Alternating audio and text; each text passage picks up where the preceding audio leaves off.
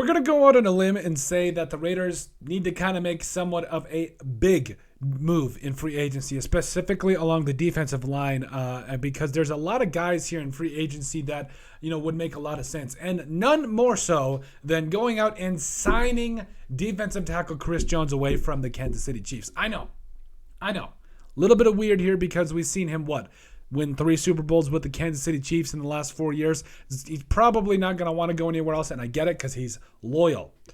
Or I'll one-up you scenario here.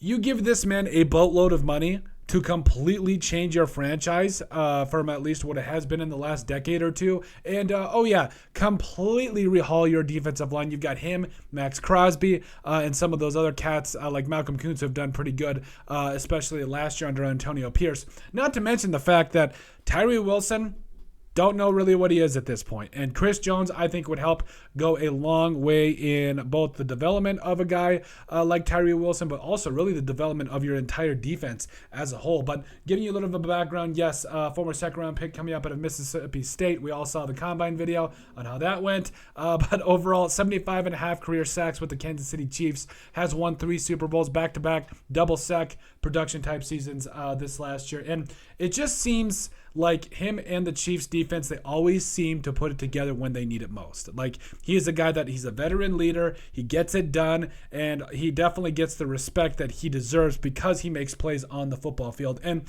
immediately, he would come in and completely revamp this Raiders defensive line. Now, what's it going to cost? North of $20 million. Just letting you know. It is what it is at this point. Only 29 years old. I do think you got at least 2 or 3 more good years of football left in him where he is that leader, the ferocious type playmaker that you have seen in years past. And yes, he would go against the Chiefs twice a year, which I think would make this narrative a little bit more fun to watch. But again, I think it's more about what he could do from a leadership perspective for you. I think it's more about what he could go in and bring for you.